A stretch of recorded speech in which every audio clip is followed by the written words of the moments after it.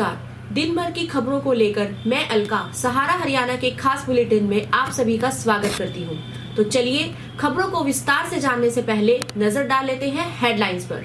News headlines के प्रायोजक हैं क्रॉस एंड क्लाइंब एकेडमी, जो पिछले 4 वर्षों से देश के प्रसिद्ध विश्वविद्यालयों में 12वीं के बाद प्रवेश दिलाने के लिए जिले की एकमात्र एकेडमी है।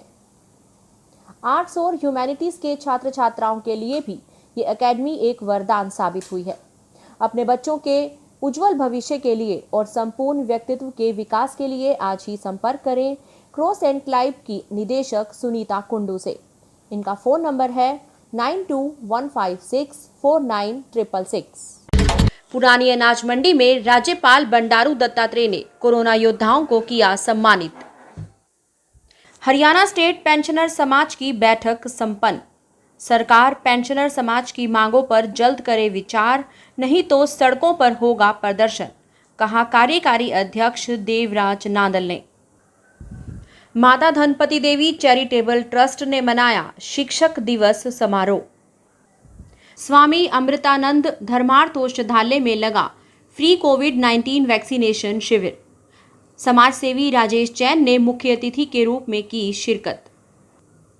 वैद्य केसरदास सेवा समिति की ओर से लगा कोविड-19 वैक्सीनेशन और स्वास्थ्य जांच शिविर।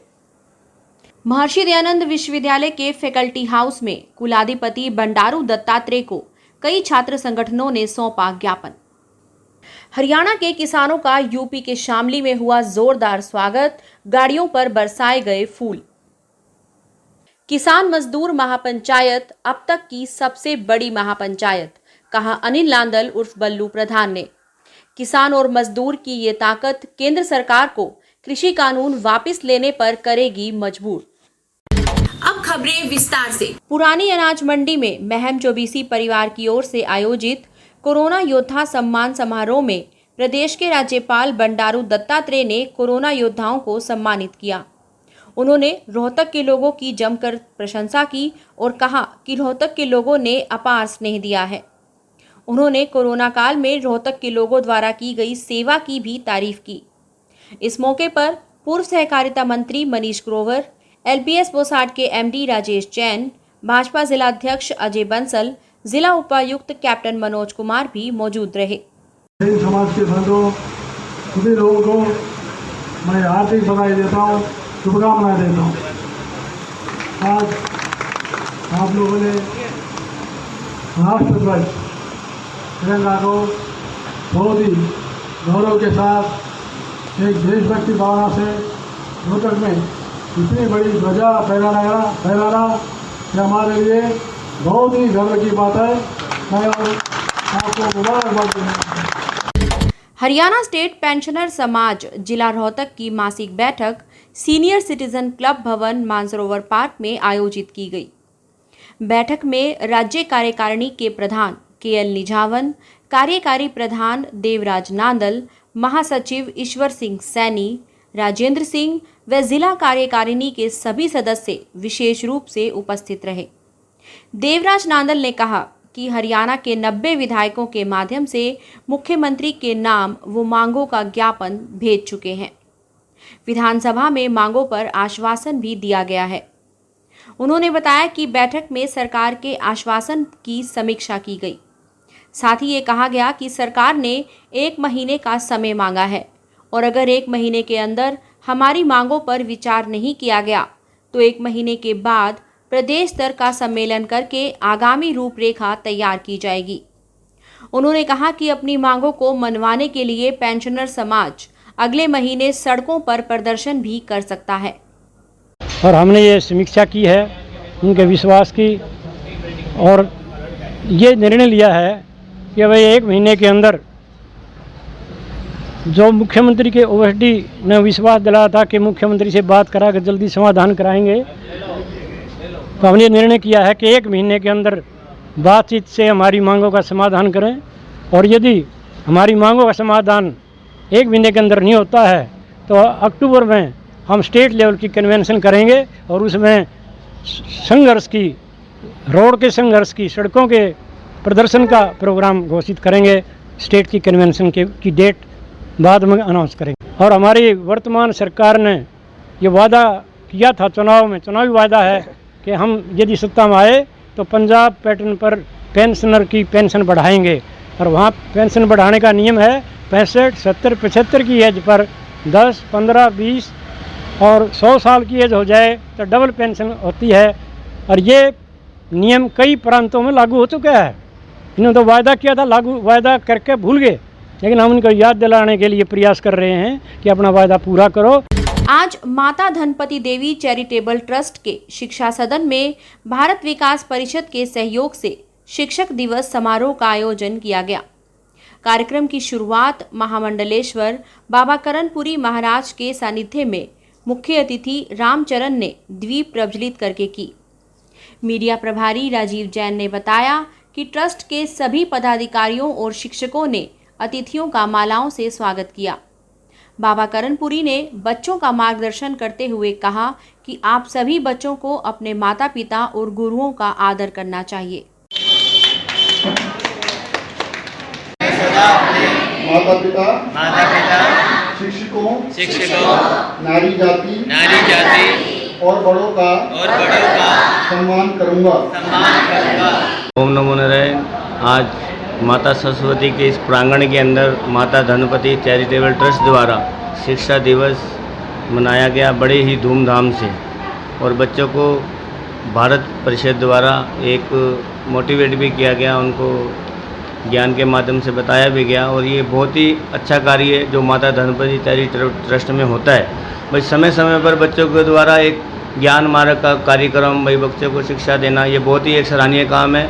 और ये हमारे यहाँ के जो चेयरमैन साहब हैं माननीय हरिप्रकाश जी गुप्ता, जिनके माध्यम से ये सब चल रहा है, इनको मैं पूरे ट्रस्ट को बहुत बहुत शुभकामनाएं देता हूँ। और मैं भी इस ट्रस्ट का एक छोटा सा सेवक हूँ। सेवक होने के नाते मैं सभी को बधाई देता हूँ कि ऐसे पुनीत कार्य वो करते रहें और बच्चों के भविष्य के लिए, उज्जवल भविष्य के लिए ये पुनीत कार्य समय समय पर करते रहते हैं। मैं पुणे ट्रस्ट का और ये भारत परिषद के द्वारा जो यहाँ पे प्रोग्राम किया गया, इनका बहुत बहुत तहे दिल से आभार प्रकट करता हूँ। स्वामी विश्वेश्वरानंद गिरी के सानिध्य में स्वामी अमृतानंद धर्मार्थ औषधालय में कोविड-19 के फ्री वैक्सीनेशन शिविर का आयोजन किया गया। इस शिविर में मुख्य अतिथि के रूप में समाज सेवी राजेश जैन ने शिरकत की। यहां आए हुए लोगों को कोविशील्ड की पहली और दूसरी डोज लगाई गई। समाज सेवी राजेश जैन ने कहा कि अब भी हम लोगों को कोरोना के प्रति ढिलाई नहीं बरतनी चाहिए, मास्क लगाकर रखना चाहिए और साथ ही में अपने आप को वैक्सीनेट जरूर करवाना चाहिए ताकि हम इस भयंकर बीमारी से बच सकें। आज स्वामी विश्वेश्वरानंद के आश्रम पर भारत विकास परिषद द्वारा कोरोना वैक्सीन का कैंप लगाया गया है। और अभी भी कोरोना महामारी गई नहीं है, और तो जब तक सब लोगों को 2 डोज नहीं लग जाएंगे, जब तक हमें कोरोना से छुटकारा नहीं मिलेगा। और जिस तेज़ी से ये अभी और देशों में फैल रहा है, तो जल्द से जल्द हमें दोनों डोज लगवानी चाहिए। इनफैक्ट 3सी डोज भी अमेरिका में और यूरोप में लगनी शुरू हो गई है, जिनको 4 से 6 महीने हो गए हैं, और रोज़ नए वेरिएंट्स आ जाते हैं। तो यहाँ पे महाराज जी सारे संस्थाएं मिलजुल कर निरंतर कोशिश कर रही हैं कि भी जल्दी से जल्दी कैसे सबका वैक्सीनेशन हो और हम इस महामारी से मुक्ति पाएँ। बहुत बहुत शुभकामनाएं, और सबके ऊपर गुरु जी का आशीर्वाद बना रहे। वैद्य केसरदास सेवा समिति की ओर से कोविड-19 वैक्सीनेशन एवं स्वास्थ्य जांच शिविर का आयोजन किया गया। समिति के संचालक राजेश सिंधवानी ने बताया कि शिक्षक दिवस के अवसर पर यह कैंप लगाया गया है और इसमें 120 लोगों को कोविशील्ड या कोवैक्सीन लगाई गई। स्वास्थ्य जांच शिविर में भी 86 व्यक्तियों के स्वास्थ्य की जांच की गई। मैं राजेश सिंधवानी, संचालक वैद्य केसरदास सेवा समिति। आज हमारी समिति की ओर से ये 12वां कैंप लगाया गया, और ये इसमें अभी तकरीबन 70 डोज हो चुकी हैं, अभी चल रहे हैं। और लैब में भी टेस्ट चल रहे हैं, तकरीबन वहाँ भी 30-35 टेस्ट हो गए हैं, और इतने मरीज आ चुके हैं, उनका इलाज चल रहा है, दवाइयाँ फ्री दी जा रही हैं, और अभी तकरीबन 1 घंटा और चलेगा। महर्षि दयानंद विश्वविद्यालय के फैकल्टी हाउस में कुलाधिपति बंडारू दत्तात्रेय को प्रदेश में अनुसूचित जाति वर्ग के प्रतिनिधित्व, कुलपति, कुल सचिव, परीक्षा नियंत्रक की नियुक्ति अनुसूचित जाति वर्ग से करने और छात्र हितों को लेकर ज्ञापन सौंपा गया। ज्ञापन छात्र नेता विक्रम सिंह डुमोलिया, छात्र संगठन AMVA, SFI, NSUI और ISO छात्र हितकारिणी महासभा ने मिलकर ज्ञापन सौंपा, जिसमें मुख्य रूप से एक मांग विस्तार पूर्वक कुलाधिपति के सामने रखी गई। इस मांग को उन्होंने बड़े शांतिपूर्वक सुना और उस पर उचित कार्रवाई का भी आश्वासन दिया है। आज हमारे एक संयुक्त प्रतिनिधिमंडल ने, जिसमें ISO से भाई मनीष साहू रानीला, SFI से अर्जुन, NSUI से दिवांशु, छात्र हितकारिणी महासभा से रवि और कबीर युवा छात्र मोर्चा से विजय बोहर जी आज साथ रहे और हमने आज छात्र हितों की बड़ी एक लड़ाई लड़ते हुए महामहिम जिसको हम कहते हैं, हमारे जो विश्वविद्यालय के कुलाधिपति महोदय जी है श्रीमान बंडारू दत्तात्रेय जी को हमने आज संयुक्त रूप से सभी संगठनों ने मिलकर अपना ज्ञापन दिया। और जिसमें आज का जो ज्वलंत मुद्दा है कि मर्सी चांस की जो 10,000 से लेकर 18,000 रुपये तक जो बढ़ी हुई फीस है, उसको लेकर साथ में कुलपति माननीय श्री राजवीर सिंह लोहान जी भी मौजूद थे।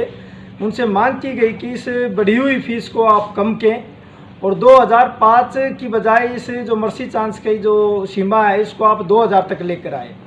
और इसके साथ साथ जो हरियाणा प्रदेश में अनुसूचित जाति वर्ग से कोई भी वाइस चांसलर डिप्यूट नहीं किया गया है, नियुक्त नहीं किया गया है, यह एक बड़ा ही मुद्दा है प्रदेश के अंदर 20% रिजर्वेशन होने के बाद भी। तो कुलाधिपति महोदय जी से हमने बिल्कुल स्पष्ट रूप से मांग रखी है कि पोस्ट मैट्रिक स्कॉलरशिप भी पिछले 2 वर्ष से बच्चों की कॉलेज और यूनिवर्सिटी में नहीं आ रही है, जिससे उन्हें आर्थिक समस्या से जूझना पड़ रहा है। और पूरे प्रदेश के अंदर हम ये कहें कि MD यूनिवर्सिटी के अंदर भर्ती प्रक्रिया के ऊपर रोक है, तो सहायक प्रोफेसर की जो भर्ती प्रक्रिया है उसको रोस्टर बिंदुओं को और आरक्षण नीति को दुरुस्त कर और कोर्ट के माध्यम से दोबारा इन भर्तियों को सुचारू रूप से चालू करवाया जाए। हमने गवर्नर महोदय जी से भी, कुलाधिपति जी से भी निवेदन किया कि इन भर्तियों को खुलवाया जाए और जिस भी वर्ग का जो प्रतिनिधित्व बनता है वो दिया जाए। सभी को साथ लेकर एक भारत नेक भारत, सबका साथ सबका विकास, वो एक ऐसी नीति का इस प्रदेश में लागू करना चाहिए और छात्रों का इस दमनकारी नीतियों से दूर रखकर उनको ज़्यादा से ज़्यादा रिलीफ देना चाहिए। उनको शिक्षा क्षेत्र में जो सुचारू रूप से हम उनकी डिमांड पूरी कर सकते हैं उनको शीघ्र पूरा करना चाहिए। आज हुई महापंचायत में हरियाणा के किसानों का यूपी के शामली में जोरदार स्वागत किया गया और किसानों की गाड़ियों पर फूल बरसाए गए। मुस्लिम समाज के लोगों ने शामली में टेंट लगाकर किसानों के लिए चाय पानी की व्यवस्था भी की। यूपी के लोग हर गाड़ी पर फूल बरसाते रहे और हिंदू मुस्लिम सिख ईसाई एकता के नारे लगाते रहे। यूपी के किसानों ने कहा कि अब ये पूरे देश का आंदोलन बन चुका है और बीजेपी को आने वाले चुनाव में वो डोज देने के लिए तैयार हैं।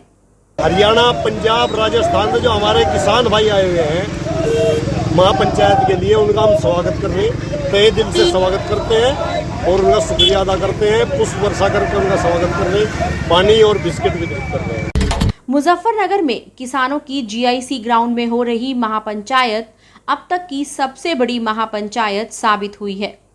रोहतक से भारतीय किसान यूनियन अंबावता के प्रदेश अध्यक्ष अनिल नांदल उर्फ बल्लू प्रधान ने दावा करते हुए कहा कि महापंचायत आने वाले चुनाव में सरकार के सामने परेशानी खड़ा करने का काम करेगी। संयुक्त किसान मोर्चा के आह्वान पर किसान मजदूर महापंचायत में जुटी भीड़ किसानों की ताकत दिखाती है। मंच से संबोधित करते हुए बल्लू प्रधान ने कहा कि जब तक सरकार ये तीनों कृषि कानून रद्द नहीं करती और सभी फसलों पर MSP रेट तय नहीं करती, तब तक किसानों का ये आंदोलन यूं ही चलता रहेगा। भाकियू नेता अनिल नांदल ने कहा कि ये सरकार बांटने का काम कर रही है, हमें इसे रोकना होगा और तभी देश का भला हो सकता है।